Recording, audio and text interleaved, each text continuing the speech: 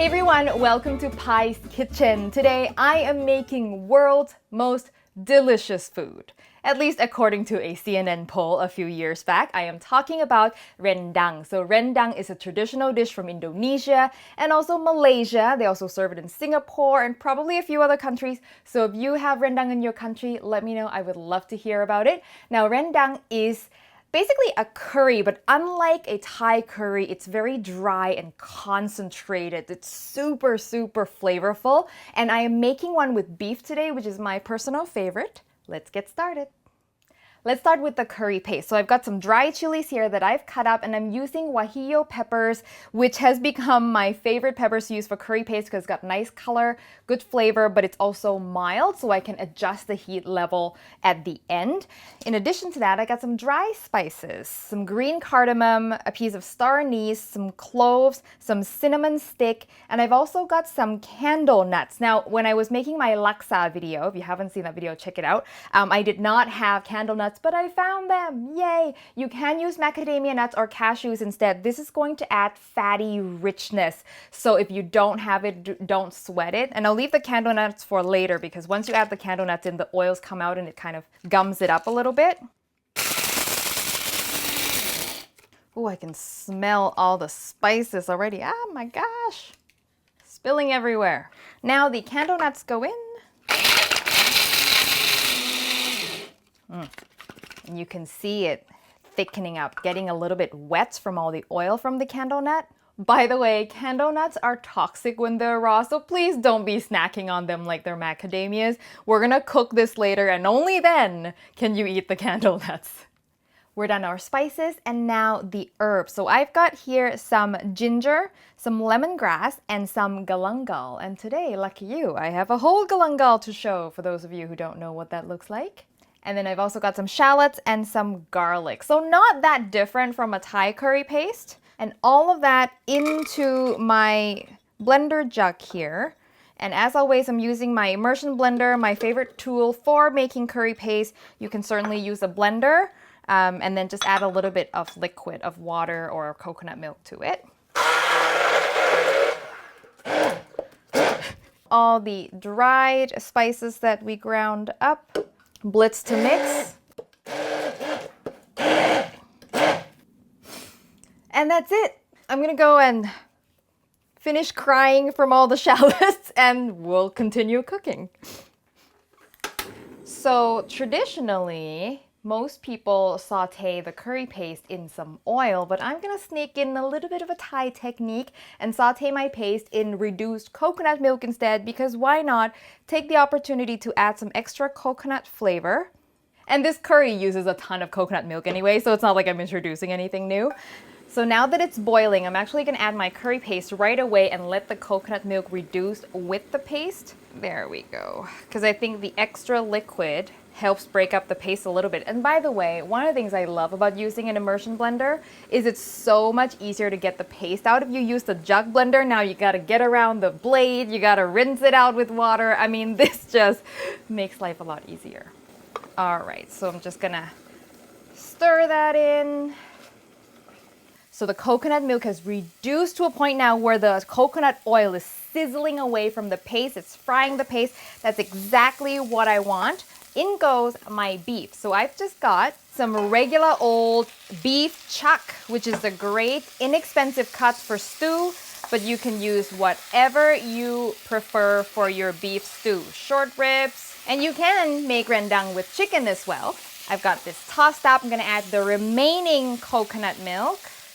Beautiful. This dish is really easy. Once you've made the paste, it's just dump and stir from here. Now I'm going to take some time and scrape all the stuff that's stuck on the bottom.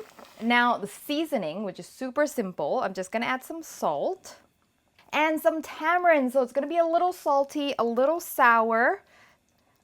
And the sweetness is going to come purely from the reduced coconut milk, which is what I love about this dish, is it's so concentrated at the end.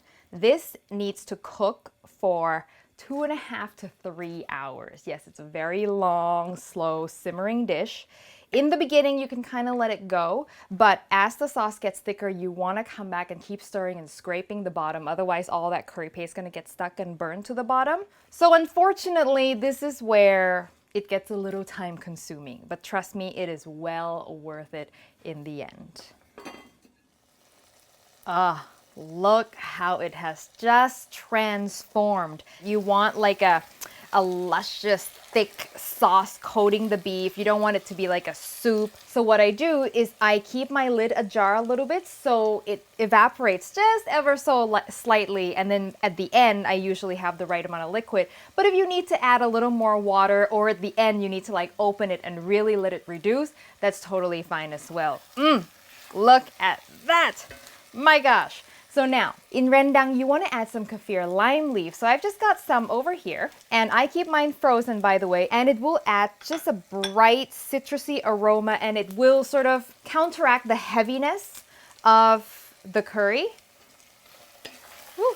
And now, one last ingredient. So Thai people have toasted rice powder. Indonesians have toasted coconut paste. This is called kerisik. It's going to add the most wonderful toasty aroma. You just take dry shredded coconut, you toast it in a dry pan until it's brown, not golden brown, deep dark brown. You want that iconic toasted coconut aroma.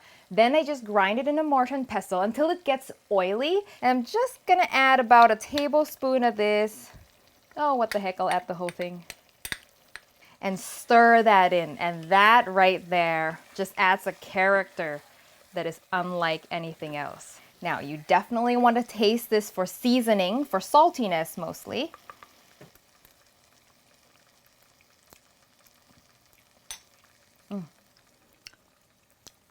It does need a touch more saltiness, which you can add a little more salt, but I love adding just a touch of fish sauce to it.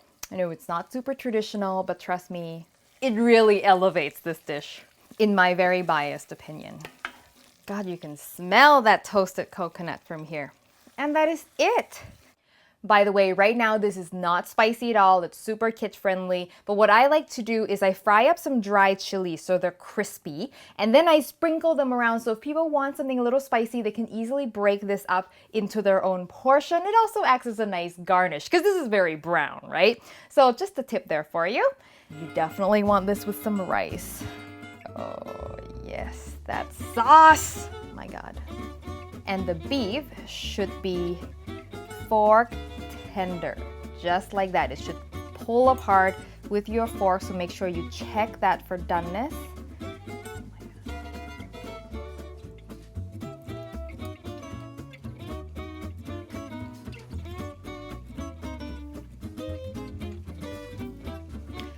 That is one of the most amazing flavors I have ever experienced. I am not surprised at all why this was voted again and again in at least in the top 10 of world's most delicious food.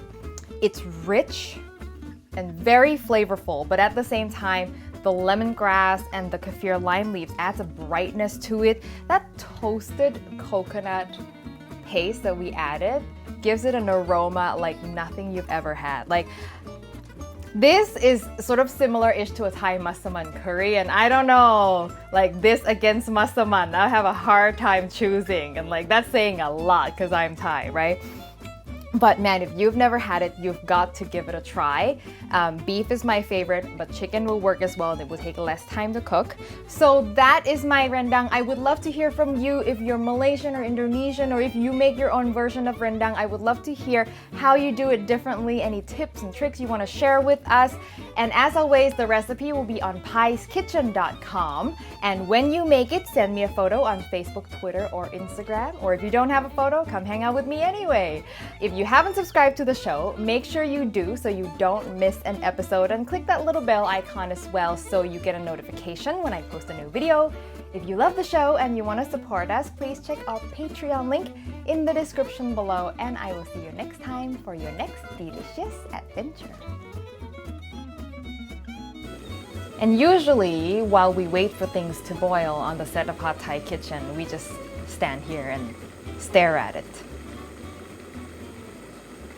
we're very efficient.